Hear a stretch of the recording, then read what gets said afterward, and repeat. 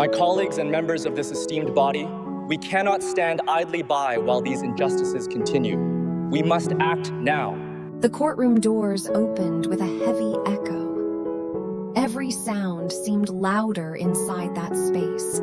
The shuffle of shoes against polished floors, the faint rustle of papers, the quiet whispers of people who came not just to witness justice, but to see how a story like this would end.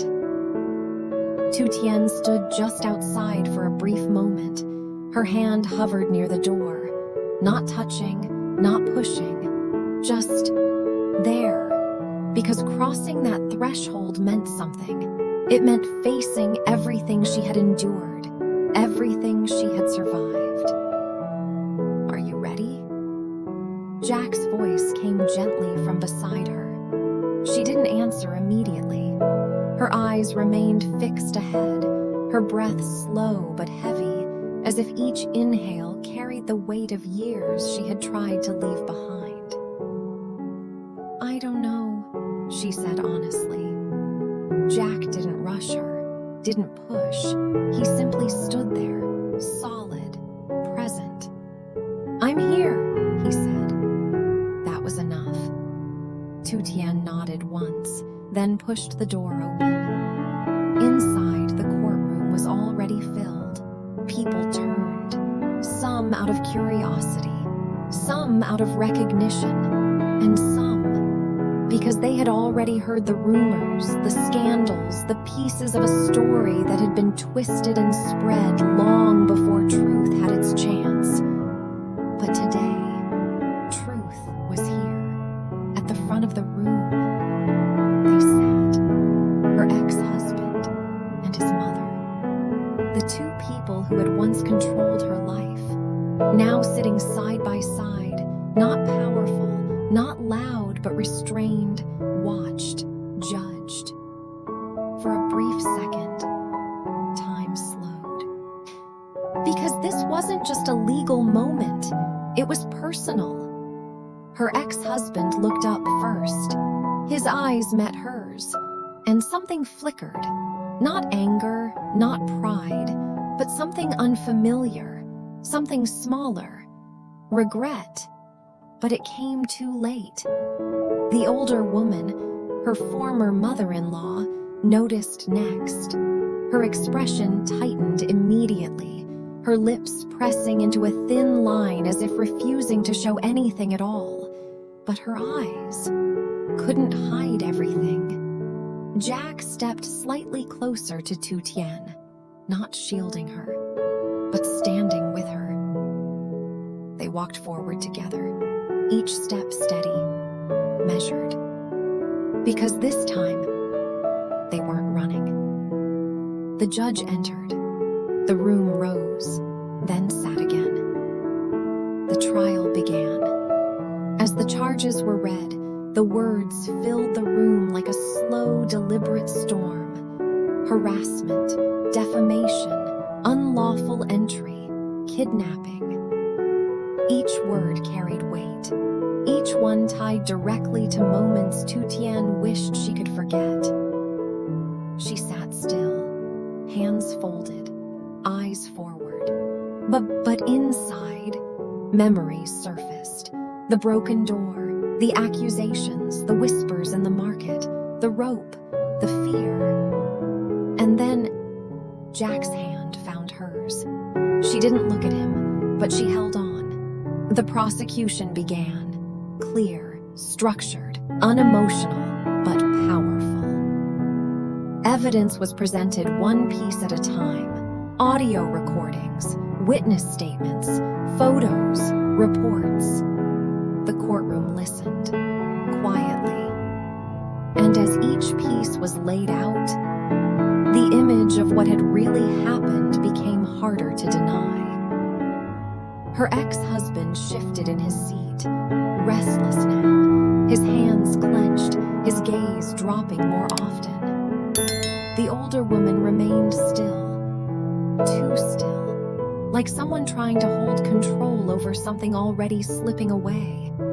Then came the recordings.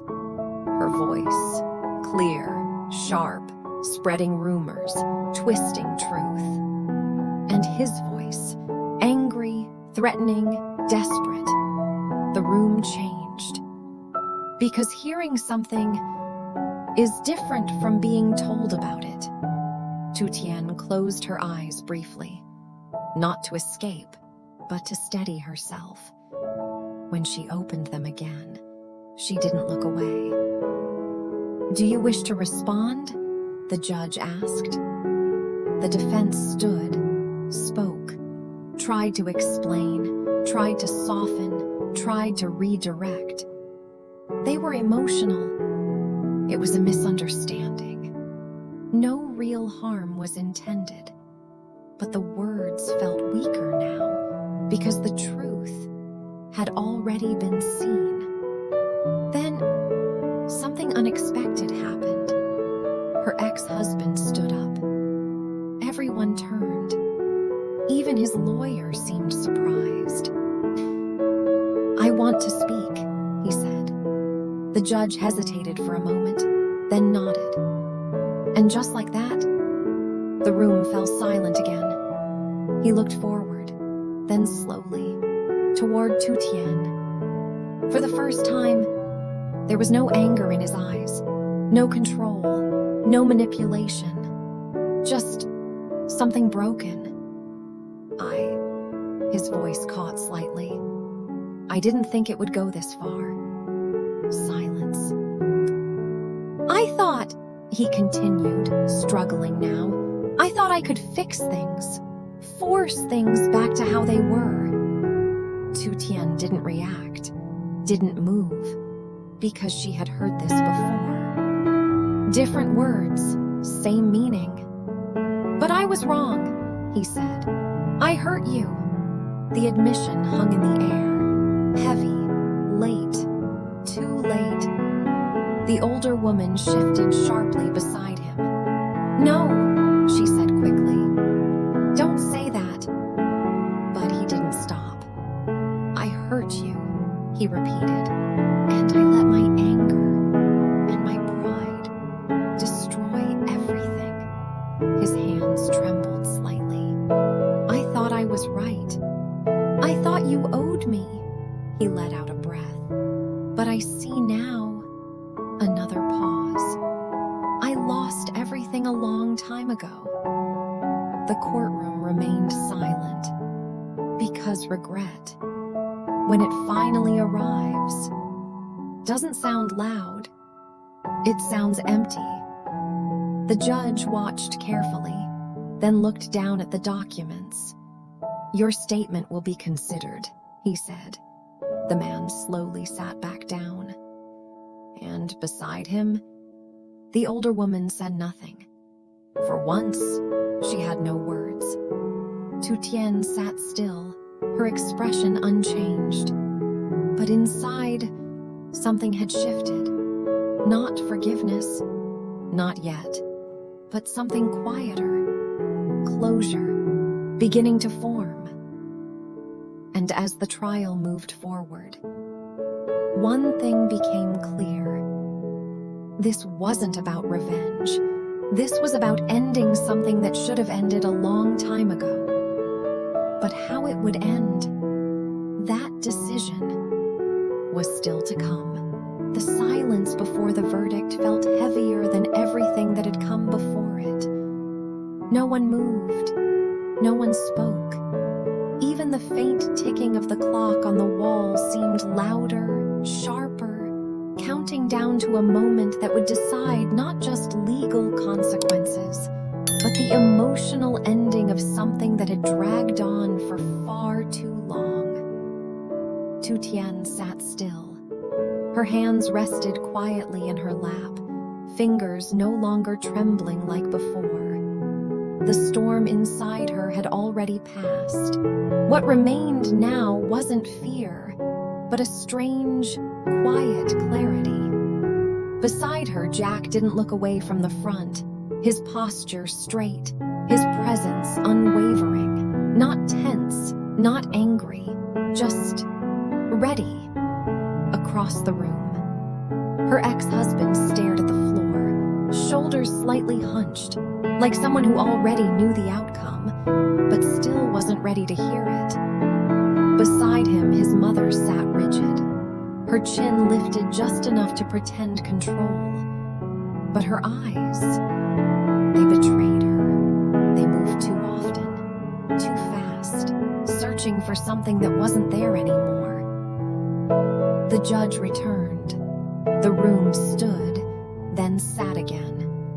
And just like that, the final moment began. The court has reviewed all evidence presented. The judge's voice was steady, neutral, but carried authority that filled the entire room, including testimonies, recordings, and documented actions of both defendants. Every word landed, measured, unavoidable. This case involves repeated harassment, defamation, unlawful entry, and an act of kidnapping. A pause, not long, but heavy enough. Such actions are not only violations of the law, but have caused significant emotional and psychological harm to the victim. Tu Tien didn't look down, didn't close her eyes. She listened, fully, because this was the truth being spoken out loud, not whispered, not twisted. The judge continued, taking into account the cooperation shown during the trial as well as the admissions made. Another pause.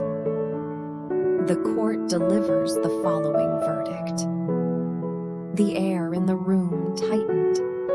Her ex-husband's fingers curled slightly, his breathing uneven now. The older woman's lips pressed together, harder.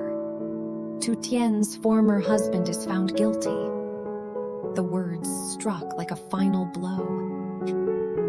For the act of unlawful detention and physical aggression, he is sentenced to a period of imprisonment. A sound escaped him, barely audible, but real. Not protest, not denial, just acceptance. And regarding the co-defendant, his mother, the judge turned slightly. She is found guilty of harassment, defamation, and repeated disturbance. The older woman's body stiffened. For her actions, the court issues a formal conviction, financial penalty, and a restraining order prohibiting any further contact with the victim and her family. The words echoed, especially the last part. No contact. Final. Clear. A failure to comply will result in further legal consequences. Silence. Then, it is so ordered. The gavel struck, and just like that, it was over. But endings like this never feel loud. They feel quiet. No one moved immediately, because the weight of what had just happened needed time to settle. Tu Tien remained seated, her breathing slow, even. Jack turned to her. "It's done," he said softly. She didn't respond right away, because for years, she had imagined this moment. But reality was different. She stood up slowly, across the room. Her ex-husband was being guided away, not resisting, not fighting. But just before he reached the door, he stopped and turned. Their eyes met one last time. "I'm sorry," he said. Not loudly, not dramatically, just honestly. Tu Tien looked at him for a long second. Then she nodded. Not forgiveness, but acknowledgement. And that was more than he deserved. He turned back and walked out. The older woman remained seated, even as everyone else began to leave. Her hands rested on her lap, still, too still. Because this was the first time she had nothing left to say. No argument, no denial, no control. Tu Tien stepped closer, not out of obligation, but choice. For a moment, they stood in silence. Then the older woman spoke, her voice lower than ever before. I thought I was protecting my son. Tu Tien didn't interrupt. I thought you were the problem, she continued. That if I pushed you away, everything would go back to normal. Her hands tightened slightly. But I was wrong. The words came slower now, heavier. I destroyed more than I protected. Silence. She looked up. Her eyes no longer sharp, no longer proud, just tired. I don't expect forgiveness, she said. Tu Tien held her gaze. You won't get it, she replied. No anger, no cruelty, just truth. This older woman nodded slowly, as if she had already known. But I am sorry, she said again. Tu Tien didn't answer. Because some apologies don't change anything. The woman stood up, her movements slower now, less certain. She walked past them, not looking back, because this time there was nothing left to fight for. Outside the courthouse, the sky felt wider, brighter. Tu Tien stepped out and paused, letting the air hit her face, letting everything settle. Jack walked beside her, not speaking. Because he understood this moment didn't need words. After a while, she finally said, "It's really over." Jack looked at her. Yeah. A small silence followed. Then, what do we do now? She asked. Jack smiled faintly. Whatever we want. That answer, simple, open, exactly what she needed. She looked ahead, at the road, at the future, and for the first time in a long time, it didn't feel heavy. It felt possible. But somewhere behind them, at the steps of the courthouse, the older woman stood alone, watching them leave, her expression unreadable. Because regret doesn't disappear with a verdict. It stays, it lingers, and sometimes it becomes the only thing a person has left. She turned away slowly, walking in the opposite direction. Not chased, not stopped, just left behind. And ahead, Tu Tien didn't look back. Because some stories don't need another chapter, but life always continues.